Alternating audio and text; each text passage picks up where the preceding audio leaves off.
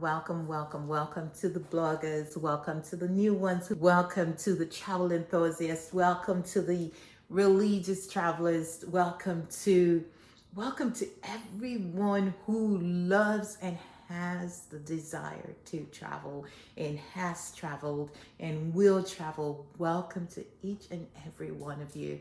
Thank you for tuning into my lovely channel where I just solely talk about travel and what it does to me and does to people around us.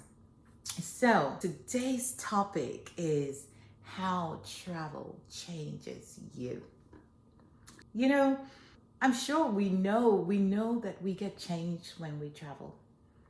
But have we ever really sat down to think about how travel has changed us as individuals?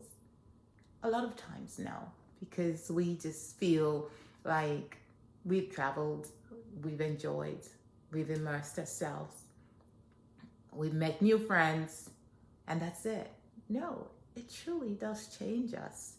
And studies, by the way, studies show that people who have traveled or lived abroad have more have self-concept of clarity. That is, especially they are able to make clear decisions about the things that they want and how to interact with people. So with that being said, and like I've always said, travel is a very personal experience that affects all of us differently. There is the reason you travel and the type of travel you travel. These things have a huge impact on our travel journeys. At times, travel could, be exciting. It could be enlightening. Could be enlightening. And or it might just be relaxation, total relaxation, or a cure. Have you ever thought about travel being a cure for you? I'm sure it'll be like, what is Thea talking about? People take these journeys just to go and relax after maybe medical situation that they have encountered or had. And it's just for them to go and just relax in an unknown place. People take travel just for total healing, coming out, leaving the day-to-day stress that has reduced or reduced their health or their well-being. Travel breeds self-confidence. Just imagine just deciding to take a trip by yourself. You planned it. You want it. You feel and you believe you need it. And you get on that flight by yourself. You get to that foreign land, strange land, totally different from what you know, what you've been taught. And you get there and you have to now embrace foreigners, strangers, loving them, learn their food, their languages. That is a different level of confidence. That's the number one. It breeds confidence. It helps us to know that we are able to do things by ourselves. We are able to move in the way and the level that we choose to. Confidence continues to grow. And then think about the next level of the self-confidence, where now you begin to learn a different language. Did I tell you that I speak 7 languages? I'm on my 8th. Confidence breeds, I speak 4 Nigerian languages fluently. I speak German. I'm learning Spanish. I understand a reasonable amount of French. And then English, not to forget English. Sometimes I forget that English is a language. And so then imagine the confidence that I have Just knowing these languages and being able to interact with people when I go to these different lands, that just does not boost my confidence. It also boosts the confidence of the people of the land in me, because it's not a one-way traffic. It's both ways. Would you like me to tell you or speak one of the languages or some of the languages that I know? For instance, what about Pidgin? Pidgin language. Pidgin is a language. Even if a lot of people think that it's a broken English, but it's a language. Like, how you day? How would I day? What's in they happen? And that is Pidgin. Imagine if someone who speaks Pidgin hear me talking in Pidgin. They automatically want to be associated with me because they feel confident that I appreciate them enough and respect them enough to know their language. And not to talk about if I have to speak Igbo, Kedunu. That is how are you? That is Igbo language. Imagine speaking that, seeing an Igbo person and going, Kekime, Kekunume. That is how are you? How are you doing? That in itself, again, is just shrinking our world. And of course, what about if I had to speak Afuk?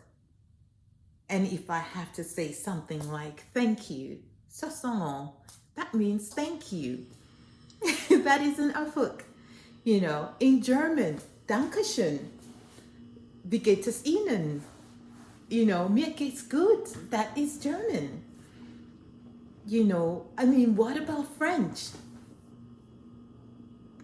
How are you doing? Comment ça va? Ça va très bien, merci. Things like that. That changes the level of interaction that you're going to be getting when you're somewhere else. I'm not saying that one have to speak so many languages like I do, but the self-confidence, that number one key of getting into a land and just being able to interact with the people in their own mother tongue, that is a plus. And that is in itself, that is like my kids will say, neat. Like just to know. And then what about Yoruba? Bawoni, Kilo Nshele, Ewoleshe, things like that. You want to boost those things. I think I already moved myself into my third point. Remember, there is gratitude, there's thankfulness, and there is appreciation. All in one, combine those three together makes my third point. These are things that we need to be able to enjoy life. After all, gratitude makes what we have enough. Like I always say, and like I said before, because they don't have what you have doesn't make them less. Wherever they are is a blessing to them. Appreciate that with them. Be grateful that they have life and enjoy the moment with them, especially when you step into their own surrounding. Don't go trying to change them. Don't go trying to make them feel as if you know better. The reasoning behind traveling is going to embrace the people and their land and their culture. Because we all have this uniqueness about our home places. I don't want you to come to my house and change my furniture. Just like I wouldn't want to come to your house and change how you have your decorations in your home. So we shouldn't be going to foreign lands to teach them how to live like how we live back in our own comfort place zones, but go and immerse yourself in theirs and enjoy theirs. When you are grateful, When you're appreciative and thankful, life begins to have more meaning and you see life in a different light. Even maybe more content than you have ever been before. My friends, I want you to know this, that travel in itself is a blessing in so many ways. And I sincerely believe that travel is important and that change is healthy food for the soul.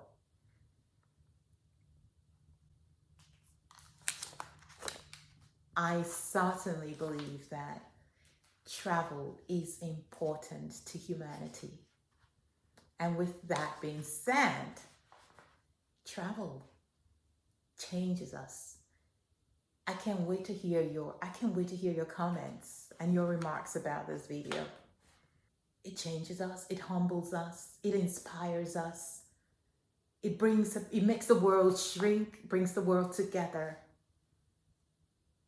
And I would like to hear about your comment. I would like to hear about how travel changes you, how it impacts you, what type of change in particular that you have encountered and has made you happy.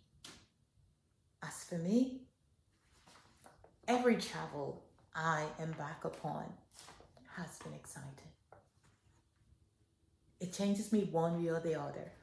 And that's why I'm able to come up with all these little topics talking about the things that I love to do when I travel and where I love to go and how I want to interact and who I interact with. Making the journey itself my home. Every journey becomes my home. I can't wait to hear your comment and thank you. It was a privilege again.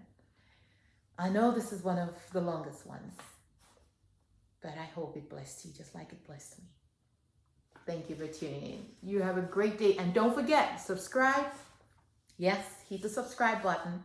Share, like, comment, share with family and friends. Oh, did I tell you? I have a Facebook group called The Bucket List by Thia's Travel Services. In that group, we exchange and talk about travel destinations that we would love to go to. I can't wait for you to join. It's called The Bucket List by Thia's Travel Services. Come join. Come here. Come hear about what I do, how I do it, how I interact with people like you and me every day, and how I share my travel tales and my visions about my bucket list, unfulfilled ones and fulfilled ones. Come join, and you're going to be blessed. Thank you, and have a beautiful